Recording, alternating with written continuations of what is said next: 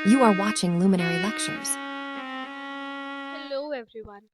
आज हम कंटिन्यू करने जा रहे हैं हमारी क्लास 9th का चैप्टर 2 पीपल एज रिसोर्स का एक topic quality of population. Quality of population depends upon the literacy rate, health of a person indicated by life expectancy and skill formation acquired by the people of the country। तो जो population है उसकी quality क्या है, मतलब बहुत ही ज्यादा death rate है या बर्थ रेट बहुत ही कम है, मतलब so on about the population. ठीक है, तो यहाँ पे बात हो रही है कि जो क्वालिटी है वो लिटरेसी रेट पे डिपेंड करती है, जैसे कि इंसान की हेल्थ कैसी है, वो उसकी लाइफ एक्सपेक्टेंसी, मतलब वो कितना जिएगा, 80 80 साल जिएगा, वो 90 साल जिएगा, वो सिर्फ 15 साल जिएगा।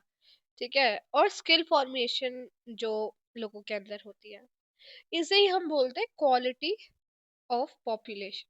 ठीक है, literate and healthy population are an asset. ठीक है, अब देखो, अगर पॉपुलेशन में लोग काम नहीं करते होंगे, कुछ भी नहीं करते होंगे, तो वो एक लाइबिलिटी हो जाता है ऑफ कोर्स, क्योंकि आप बस क्या कर रहे हो, अपनी पॉपुलेशन को खाने खिला रहे हो, लेकिन आपको कुछ भी आउटकम नहीं मिल रहा है।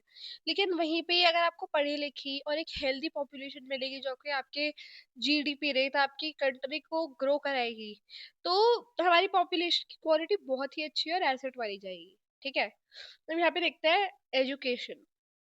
हमने पीछे सकल और विलास की स्टोरी पढ़ी थी। अब सकल की जो एजुकेशन है,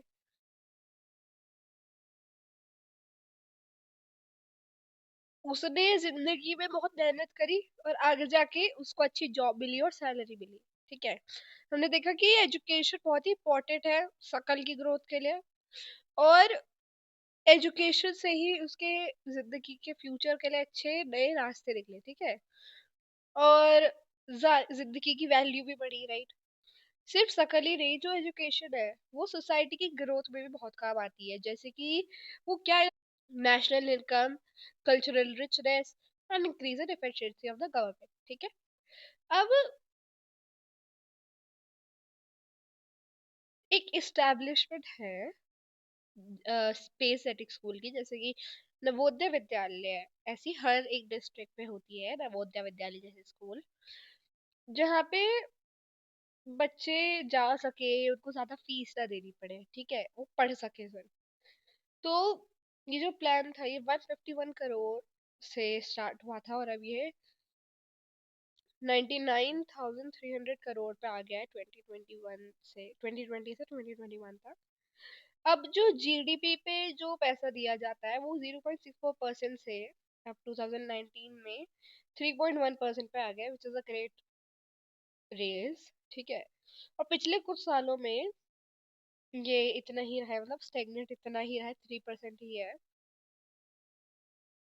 ठीक है, अब जो बजट दिया जाता है गवर्नमेंट के हिसाब से उतना तो 3% ही अभी यहाँ पे स्टेट किया गया है। अब रिजर्व बैंक ऑफ इंडिया जो है वो कम हो गया था 2021 में, 2.8% हो गया था। लिटरेसी रेट 18% था 1951 में, जो कि 85% हो गया 2018 में। ठीक है, लिटरेसी सिर्फ एक राइट नहीं है, ये नीड भी है सोसाइटी की, जिससे जो सिटीजन्स है वो अपनी ड्यूटी को अच्छे से कर पाए, अच्छे से एंजॉय कर पाए, सारे काम अपना फर्ज निभाए। ठीक है, जबकि बहुत ही बड़ा डिफरेंस देखा गया है लिटरेसी के सेक्शंस में, जैसे कि जो मेल्स है वो ज्यादा एजुकेटेड है फीमेल से। और अगर हम 2011 का सेंसस देखें तो लिटरेसी रेट 94% केरला में है और 62% बिहार में है। तो बहुत ही वास्ट डिफरेंस हम देख सकते हैं। और जो प्राइमरी स्कूल सिस्टम है 1 to 5th, वो 7,78,842 लाख था 2019 में, लेकिन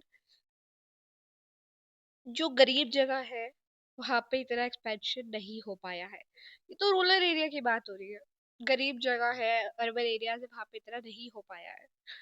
ठीक है, अब समग्र शिक्षा एक स्टेप लिया गया था गवर्नमेंट के थ्रू, जो कि नर्सरी से लेके 12th तक के बच्चों के लिए था, जहाँ पे गोल था जिसका बच्चों को इक्वल अपॉर्चुनिटीज दी जाए और उनके लर्निंग आउटकम्स इक्वल रहे। ठीक है, उनको इक्वल एजुकेशन दी जाए।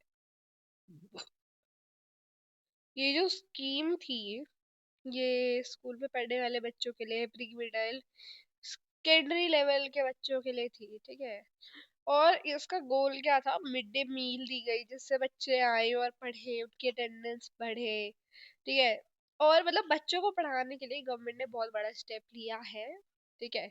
उसके बाद जो ग्रॉस एनरोलमेंट रेशियो, जैसे हम GER बोलते हैं, वो 18 तक की एज ग्रुप पे हाई है, और 18 से 23 की जो कि 27% 2021 के डेटा में, ठीक है। इसी के साथ हमारा ये टॉपिक खत्म होता है। आशा करती हूँ आपको समझ आया होगा। कोई भी डाउट होगा तो आप कमेंट्स में पूछ ले। तब तक के लिए थैंक यू, थैंक यू।